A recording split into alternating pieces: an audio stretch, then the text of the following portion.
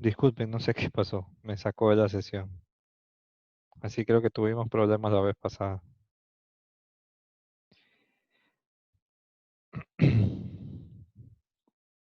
Bueno, bienvenida Doménica.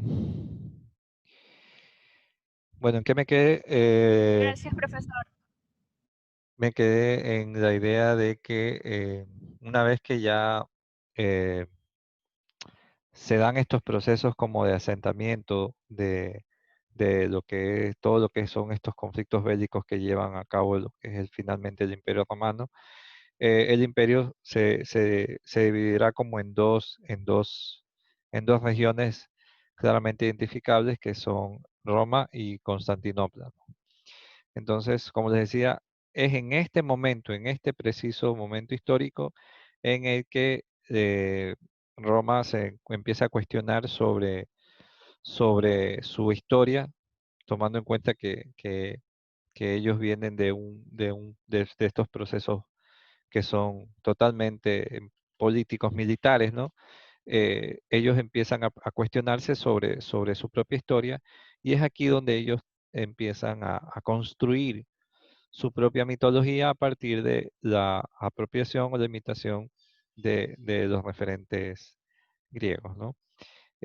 Uno de los autores que son fundamentales para este proceso será el mismo Virgilio, quien, eh, el poeta Virgilio, a quien se le encomendó la misión de crear la mitología de Roma, y es así que él dedica prácticamente 11 años de su vida, desde los 40 años, a escribir la famosa Eneida, ¿no? Que por cierto yo les voy a dejar ahí un link para quienes quieran leer la obra, obviamente son bienvenidos, y quienes se inclinen más por lo audiovisual puedan ver la película, ¿no? Que en efecto es, bueno, nunca va a ser igual al libro, pero sirve para los propósitos académicos como referente de lo que estamos hablando. Entonces, se le encomienda a Virgilio, perdón, voy a conectarme antes de que se me acabe la compu, se le encomienda a Virgilio la escritura de esta obra mitológica histórica en torno a los orígenes de Roma, y es así como ellos, los romanos, en su imaginario, ellos se asumen a sí mismos como herederos de la tradición griega. Es más, ellos asumen que ellos provienen o sus orígenes son griegos, ¿no? Entonces, crean esta mitología sobre la base de un momento histórico que todos fácilmente reconocemos, como es la caída de Troya, y es a partir de este hecho que el personaje fundacional, en este caso Eneas, que es el personaje de la Eneida, en su huida, luego de haber caído Troya, decide huir, ¿no? Para fundar esta nueva ciudad. Casualmente también, como les decía, el propósito de haber trabajado, de llegar hasta esta parte de la parte lírica, porque ahorita realmente estamos, en esta clase deberíamos estar abordando el tema de la lírica latina. Entonces, porque la clase anterior quedó un hueco, más las fiestas y todo, ¿no? Entonces, asimismo como queda pendiente abordar el tema de la comedia, también voy a solicitar que de pronto algún estudiante pueda hacer también el trabajo de abordar lo que es la explicación un poco de la Eneida, ¿no? Como referente de lo que estamos hablando en este momento, ¿no? Por ahí veo que Aarón y otra compañera se autoproclamaron interesados en hacer estos trabajos, pero bueno, ya vamos a ver, ¿no? Entonces, para que ustedes puedan lograr entender el momento en el que estamos, literariamente hablando, es importante ver este tránsito, ¿no? Esta evolución literaria, ¿no? lo interesante o lo más llamativo de la literatura latina es que sienta las bases para todo lo que serán después, digamos que los diferentes temas de la literatura, ¿no? Si bien es cierto, la literatura griega estaba muy centrado en el tema épico y en el tema lírico, que eran los temas más comunes, y ya vimos que en la lírica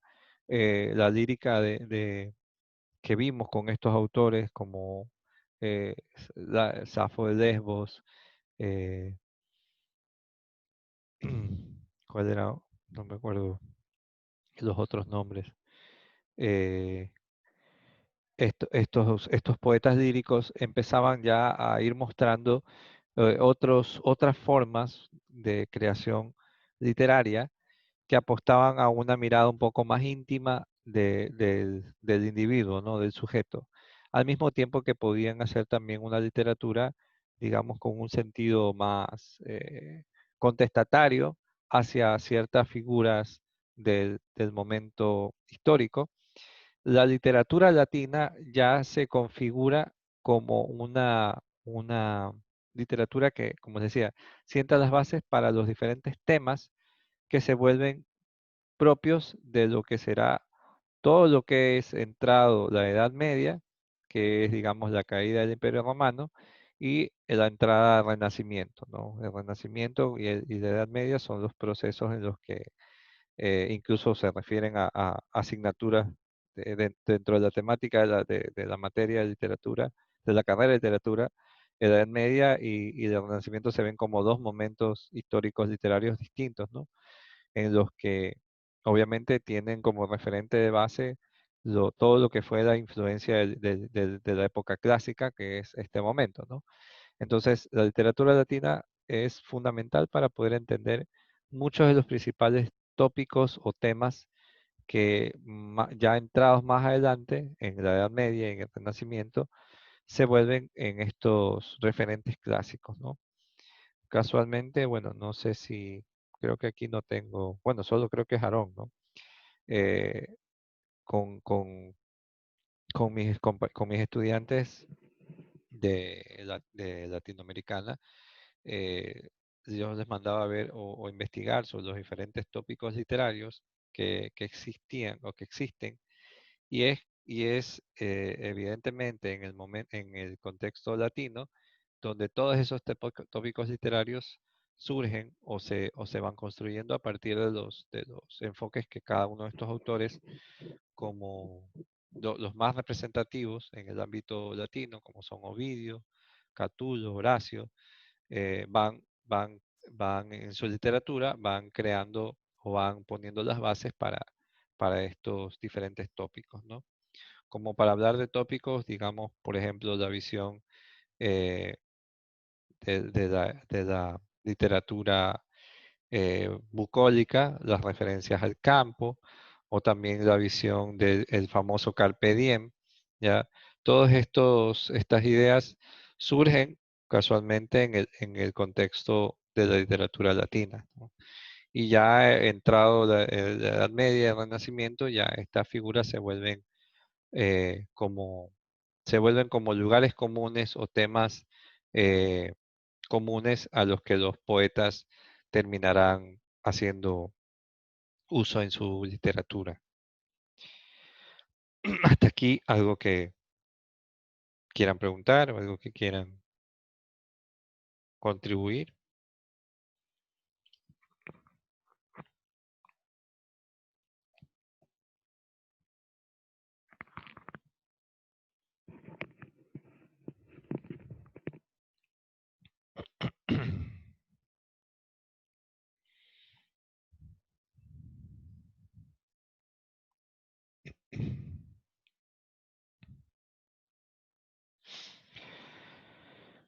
Otro de los autores que es importante mencionar en este listado, aparte de Virgilio que he mencionado, Catulo, Horacio, es el personaje, el autor de Ovidio, ¿no?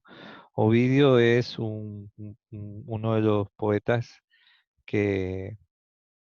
dentro de su funcionalidad como poeta, creó mucha poesía didáctica, ¿no? La poesía didáctica, como les mencionaba yo, es este tipo de poesía que, que aparte del referente poético que puede tener toda literatura, ¿no? Por el aspecto de la belleza, ¿no? Es una poesía que cumple una función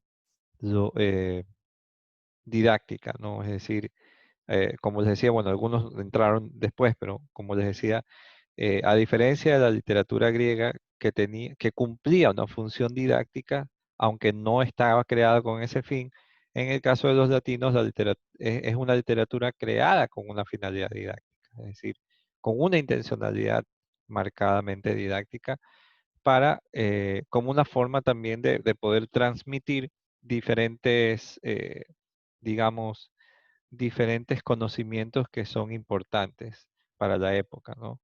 Eh, por ejemplo, la famosa obra de los trabajos y los días, o la obra de las Geórgidas, que son obras literarias que servían para explicar, digamos, procesos como cómo cultivar la tierra o o de qué manera hacer la cosecha, ¿no? Es decir, son obras que tenían una funcionalidad claramente específica o fueron creadas específicamente para poder enseñar, ¿no? Entonces, estos autores o vídeos, ¿no? También es uno de los responsables de hacer como una descripción de cómo, de esta forma en la que se apropian de todos los referentes griegos y se transforman en el ámbito de lo latino, ¿no? Creo que la obra más excepcional de, de Ovidio, bueno, de las tres, podríamos mencionar dos, que es la Metamorfosis, en la que se toman como referentes, digamos que es la Biblia latina, ¿no? Porque es la referencia a todos los mitos griegos que son tomados, o los principales mitos griegos que son tomados y que son transmutados o son llevados al contexto de lo latino. Ahí es que en la Metamorfosis se explican incluso todos los referentes relacionados con la creación, ¿no? La creación del mundo, ¿no? Más adelante veremos, bueno, lo extrañamente tan parecidos que pueden llegar a ser estos discursos con el referente judeocristiano, ¿no? Como es la idea de la Biblia y toda la construcción alrededor mitológica del diluvio, del gran diluvio, la creación del mundo, ¿no? eh, con la obra de Ovidio, ¿no? Entonces, Ovidio también, junto a Virgilio, son como dos de los poetas más significativos para poder explicar o graficar la manera en que se logra dar esta transición, o digamos que, no diríamos que transición, porque sería como pasar de un momento a otro, sino como en la manera en que se logran amalgamar estos dos procesos, estas dos culturas, ¿no? La griega y la latina, hasta que fácilmente uno no puede diferenciar en qué momento ya estos mitos son latinos. Tanto así que si ustedes hacen a veces investigaciones sobre diferentes mitos, siempre van a encontrar la versión griega y la versión latina, ¿no? Y a veces los mitos pueden tener ciertas variaciones en una o en otra, ¿no? Entonces, a eso se debe, ¿no? Que la apropiación termina generando este tipo de formas en las que se fusionan tanto que incluso se aceptan como tal las dos versiones mitológicas, ¿no? La del uno o la del otro.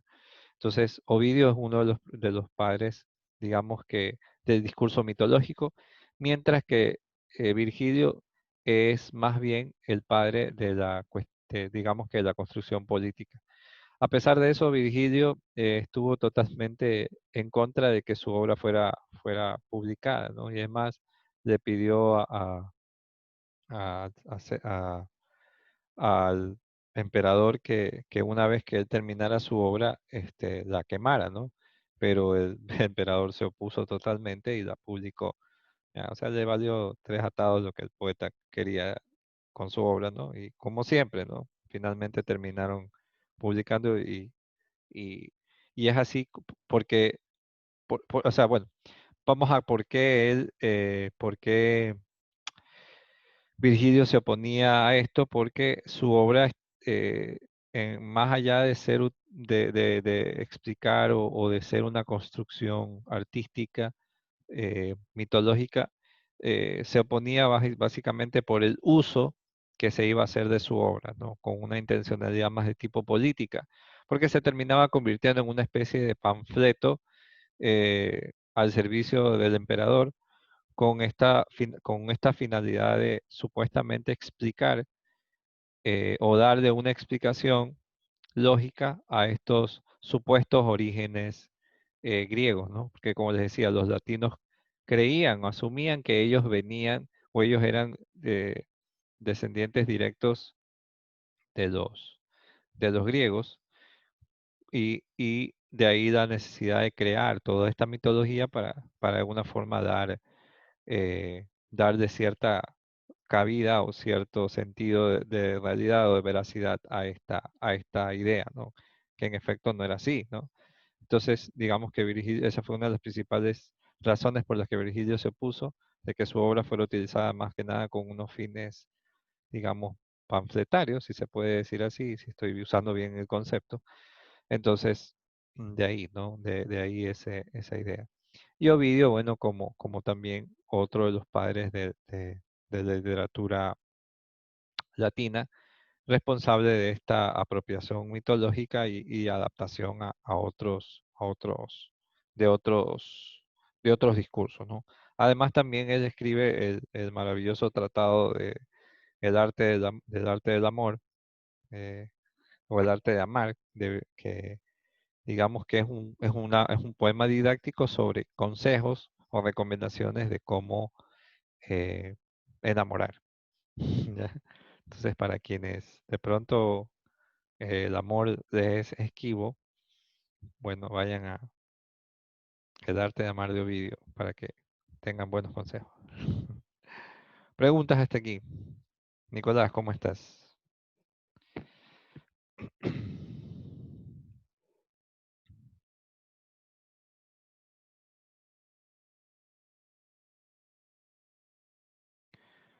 Bueno, para los que van llegando, como les decía,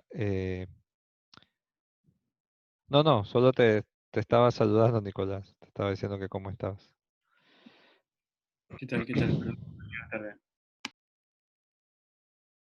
Bueno, como les decía, para los que se han ido integrando tarde, también pedirles disculpas porque los compañeros que estaban aquí al principio me dijeron que al parecer no les llegó un mensaje que yo les envié como para explicar las razones de la conexión tardía, ¿no? Pero bueno, ya veo que fue tarde y no hubo, no hubo no hubo como pedirles entendimiento de este caso. Y la segunda también es la otra disculpa por la clase, por la vez anterior, por la clase anterior, porque tuve la sesión de aula abierta y ya cuando empecé la clase, ahí me acordé que yo tenía con ustedes la asignatura a las 6, justo a las 6, y ya empezada el aula abierta me fue imposible poderles avisar para que, o por lo menos se sumaran a la sesión. Pero bueno, lo que les decía, que, bueno, quienes han llegado tarde también es que ya en este momento estamos en el análisis de todo lo que tiene que ver con la literatura en el ámbito latino.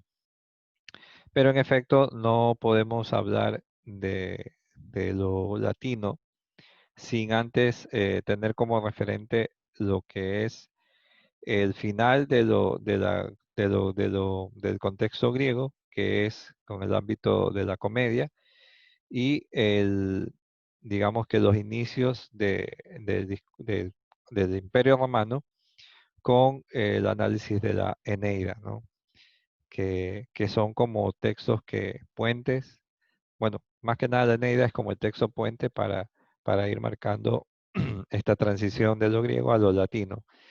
y que obviamente por el contexto, por el momento eh, del poco tiempo que nos queda, no habría cómo hacer un análisis mucho más amplio. Entonces, mi interés era que por lo menos 2 o 4 estudiantes, o sea, 2 parejas, pudieran tomar como la próxima semana, como un tiempo de la clase, no más allá de media hora o 20 minutos cada uno, cada grupo, para un poco explicar con unas ciertas guías los principales rasgos con los que culmina la tradición griega, en el caso de la comedia, y en el caso de lo greco, de lo latino, con esta obra que, como les decía, es la obra puente para poder entender esta supuesta creación o esta supuesta mitología latina creada a partir de la obra del poeta Virgilio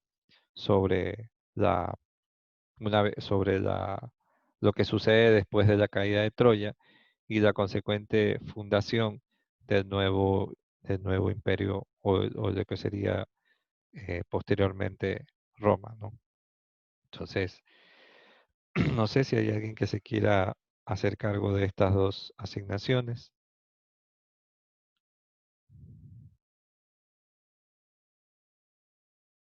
Creo que Aarón y alguien más se mencionaron interesados. Bueno, eso lo podemos ver después. O de pronto, después me escriben para saber, ¿no? Igual a todos les va a tocar eventualmente hacer la exposición de un tema, específicamente de la obra de Ovidio.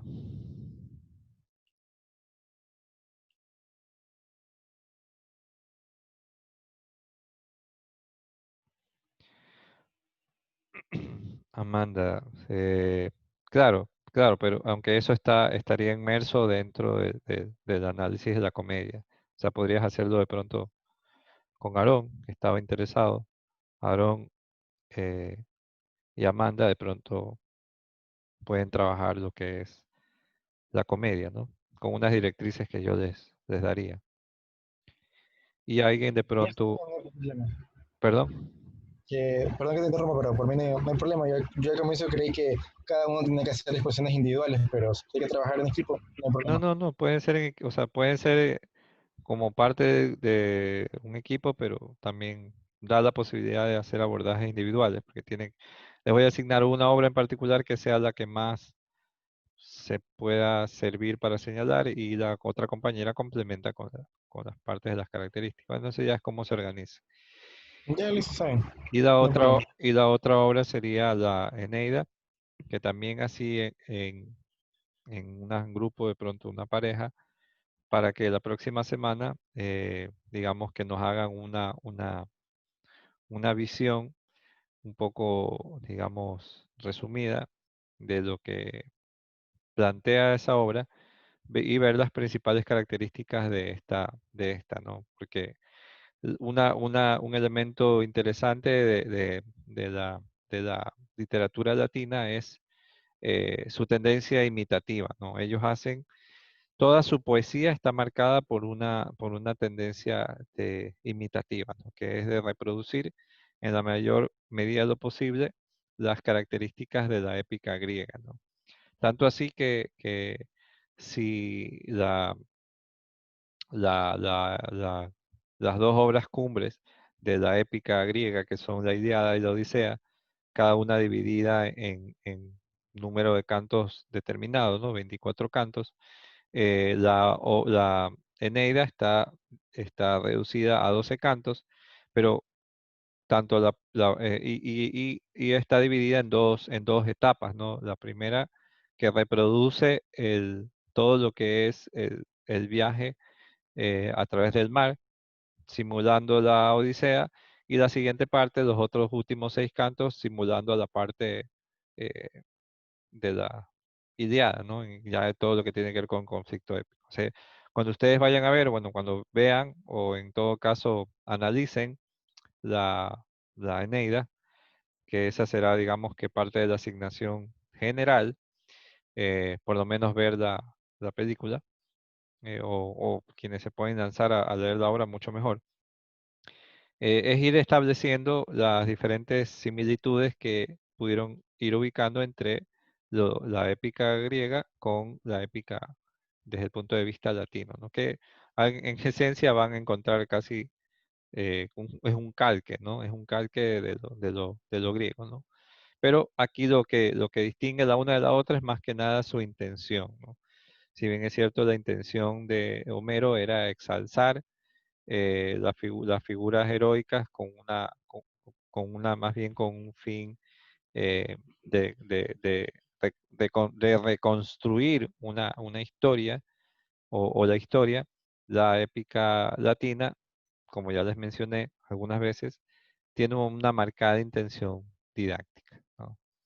Es totalmente imitativa, por supuesto, como referentes de la épica griega, pero aquí lo que da diferencia es su carácter didáctico, ¿no? Y también su carácter político, que no podemos olvidar eso porque digamos que es usada como una forma de construir orígenes, ¿no? No sé si eso lo tienen muy claro, ¿no? O sea, desde hace mucho tiempo la literatura siempre ha sido utilizada como supuesto referente de la construcción que se puede hacer de un personaje, ¿no? Por ejemplo, el otro día ya que estamos en todo este tema político, se me vino a la mente una vez no sé si era un pasquín, no sé qué era esto, un folletito que regalaban en la calle sobre los supuestos orígenes de Guillermo Lazo, ¿no? No me voy a meter en el discurso político por quién van a votar, no me interesa. Para mí todos los políticos son lo peor que existen, pero eh, en este folletín, ¿no? Se explicaba sobre quién era Guillermo Lazo, cómo creció su infancia, cómo llegó a ser el hombre que es, ¿no? Y veía esto, lo hubiera guardado, no me hubiera servido mucho para las clases. Y ahí era toda una construcción también, obviamente, de la semblanza del personaje, una construcción mitológica a través de este hombre que prácticamente casi como había fundado un imperio, ¿no? A partir de su esfuerzo y viniendo obviamente de abajo, ¿no? Supuestamente, ¿no? Quienes pueden o de pronto saben o tienen alguna referencia, Guillermo Lazo no es alguien que ha venido de abajo. A él se le da creo que fue su cuñado, no me acuerdo quién fue que le cedió la gerencia del Banco de Guayaquil. Entonces allí, por ejemplo, si uno se pone a comparar obviamente la historia real de esta historia creada, ¿no? Obviamente es la parte de la creación, la obra literaria, supuestamente entre comillas, lo que busca es generar una construcción mitológica del personaje, ¿no? Es decir, que pensemos que este personaje, como el héroe, ¿no? El héroe de las mil caras, que es de Campbell, es el que surge de pronto de la nada, de una etapa totalmente llena de pobreza y se termina convirtiendo en un sujeto poderoso, ¿no? O que esto ha servido para formar su carácter y convertirlo en un ser ya casi que divino, ¿no? También quería recomendarles una serie que está en Netflix casualmente ahorita, donde se puede dar, es una explicación casi que clara de la construcción del mito del héroe, es que es esta sangre de Zeus, ¿no?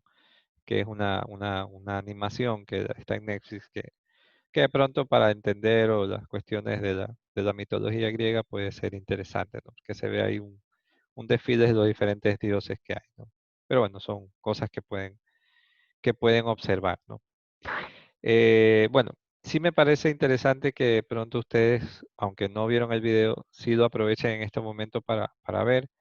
Yo déjenme subir desde aquí el chat el link de ese video porque en parte resume lo que les he dicho en este momento de la clase Y bueno, ellos tendrán una visión un poco más general de lo que significa la literatura latina, ¿no? La épica en el ámbito latino. En realidad es la segunda parte de un video que está subido en el Moodle, que creo que habla un chico español y que me parece que es bastante didáctica, explica bastante bien, no solamente desde el punto de vista histórico, sino también desde el punto de vista literario, los principales rasgos de la literatura latina.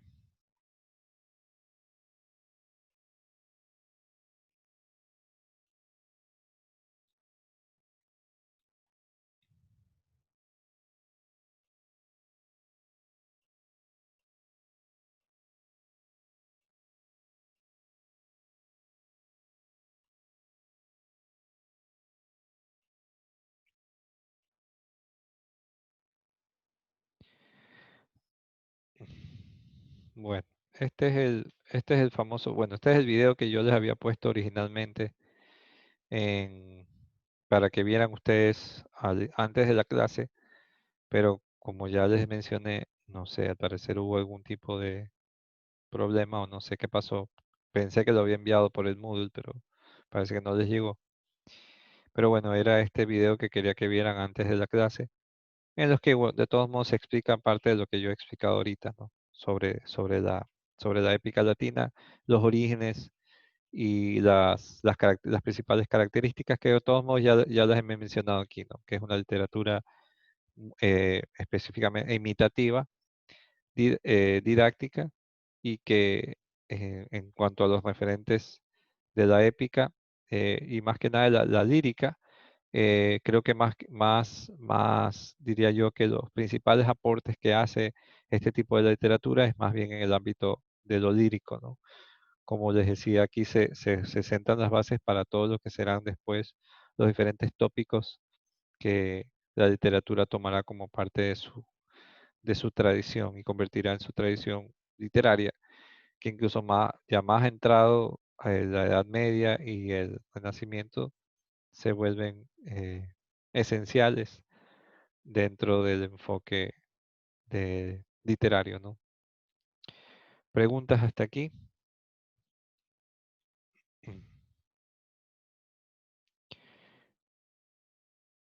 ¿Quiénes se ofrecen para hacer una visión general de la Eneida? Por lo menos necesito una pareja.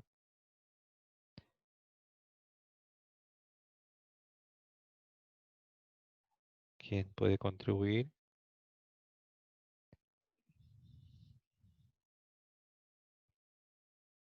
O sea, eventualmente todos van a tener que exponer, solo que ahora hay personas que se adelantan, ya ganan su puntaje de exposición, pero igual eventualmente a todos les va a tocar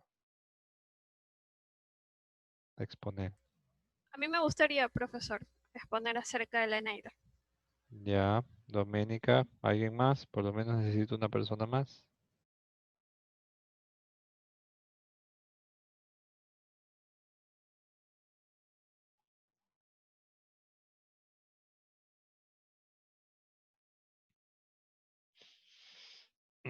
¿Te parece, Vicky, si haces también trabajo con Doménica en vista de que, bueno, ya hemos hablado, ¿no? Sobre el tema. ¿Te parece? Sí, profesor, está bien. Yo trabajaría con Doménica. Ya, perfecto. Entonces, bueno, yo tengo que mandarles específicamente la asignación de lo que espero de los trabajos, eh, o sea, para que más o menos de qué se trata. Y la próxima semana entraríamos ya, una vez que se explica lo que es la parte final de los griegos, que fue como el vacío que tenemos aquí en este proceso, la parte final de los griegos con la comedia, la parte inicial con la épica latina. En la siguiente clase nos dedicaríamos exclusivamente a la lírica latina, ¿no? Y lo que tiene que ver con la construcción de los famosos tópicos literarios. Una vez en la clase terminada, la próxima clase, ahí en cambio quedan asignados el análisis de la obra de los diferentes poemas de autores líricos latinos, que como ya les mencioné eran Catulo, Horacio, Virgilio y Ovidio, ¿no? Bueno, Virgilio ya queda cubierto con el trabajo de Doménica, pero faltaría el abordaje de Ovidio, que es importantísimo trabajarlo, ¿no? Para la próxima clase. Y así podemos cubrir esos dos vacíos que nos quedaron pendientes por la clase anterior y por las fiestas y todo lo que ha habido, que de todos modos, para no ir perdiendo la lógica cronológica que hemos seguido hasta el momento en torno a la evolución de la literatura greco-latina. ¿Ok? Listo, chicos. Sugiero que en estos 20 minutos, 40 minutos que queda, vayan a ver el documental. Perdón, el documental no, es un video que dura exactamente 31 minutos y que servía como base o premio a esto de aquí, pero bueno, mejor si lo vemos al final, porque ahí creo que este chico explica con más detalles, digamos, históricos, aunque están muy enfocados dentro del ámbito español, porque él es español, pero bueno, pero hay muchos referentes históricos que son importantes y bueno, y van a comprender de mejor forma lo que les estoy diciendo. ¿Ok? Nuevamente, mis sinceras disculpas por este problema de la conectividad y también por lo de la clase anterior, pero bueno, ya espero que en las próximas sesiones ponerme al corriente y ya que no haya ningún tipo de dificultad y podamos concluir este curso de manera organizada como estaba pendiente, ¿no? ¿Preguntas?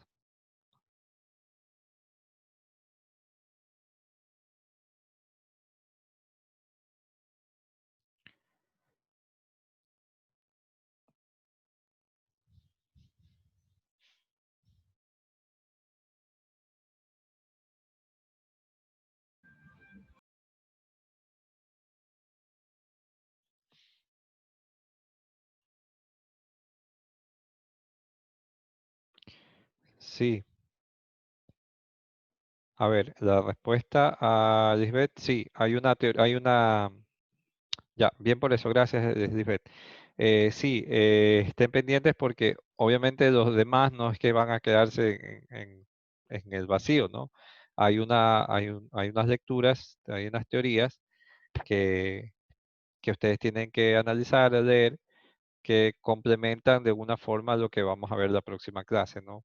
Que esa teoría tiene que ver casualmente con la épica y con las dos manifestaciones literarias latinas, ¿no? La épica latina y la lírica latina, ¿no? Sino que lo que hacen las compañeras, en este caso Amanda, así es, la próxima semana, lo que hacen es ponernos en contexto de lo que nos perdimos en cuanto al abordaje de la comedia y el abordaje de la épica con el trabajo de Doménica y Vicky, ¿no? Entonces, ellos cubren el vacío y en esa misma clase cerramos o nos ponemos al corriente ya con la parte de la lírica. Y así, ya ahí sí ya estamos al día en la progresión. Pero sí, hay unas lecturas que obviamente tienen que leer, porque obviamente eso es parte del trabajo complementario. Igual yo les voy a poner ahí para todos, para consumo de todos, ahí el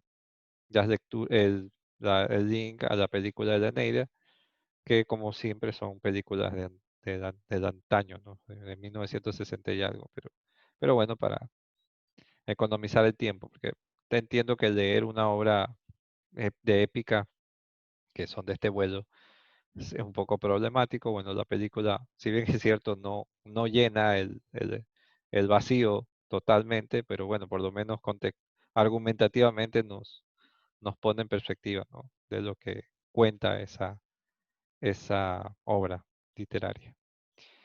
Entonces, eso chicos, también estoy al corriente de actualizar el Moodle con las actividades de las semanas anteriores y tengo entendido que yo les mandé a ustedes una asignación que no estoy seguro si me la entregaron sobre una tragedia. ¿Analizaron la tragedia? Ok, Creo que sí, sí, ¿no? Sí, sí, sí la entregaron. Sí, yo recuerdo de que de ese tema de analizar la tragedia era tipo exposición y al menos yo lo di de manera virtual. No sé si también tenía que entregar algo físico para que cuente como nota. No estoy seguro. A ver, el tema de la tragedia, porque yo les asigné a ustedes una tragedia Claro, sí. y a eso había que hacer un análisis, pero claro, había que mandar el documento. Eso no hice entonces. Ya lo voy a mirar ahorita, que sí tengo las diapositivas que mostré ese día. Ya, pero sí, pero creo que yo sí lo revisé. O sea, en caso de que haya sido así, eh, que ya lo hayan entregado, que yo creo que sí lo revisé, bueno, ya quedó como parte de la nota del parcial anterior, pero en caso de que no lo haya revisado, eso quedaría como parte de este parcial nuevo. Pero estoy casi seguro que sí lo revisé. Bueno, ya voy a ver. Eso chicos, ya. Vayan y vean el pequeño video de información y estén pendientes del Moodle de los trabajos. Yo me voy a poner en contacto luego con ustedes, Aarón, y con Aarón, ¿y quién era? Y Amanda, para darles el detalle de lo que quiero que se fijen en la obra y qué obra, y con Doménica y Vicky para mandarles la asignación. Por lo pronto ya obviamente pueden ir adelantando la lectura de la Eneida, ¿no? Para el análisis. Sí, por correo, sí. Yo les envío por correo el detalle del trabajo que necesito que hagan. O me pongo en contacto con Aaron, que ahí lo tengo en el WhatsApp, con el que puedo comunicarme. Listo, chicos. Creo que eso es todo. Si no hay preguntas, nuevamente, disculpen. Listo, profe, gracias. Gracias. Gracias, profe. Luego. Hasta luego.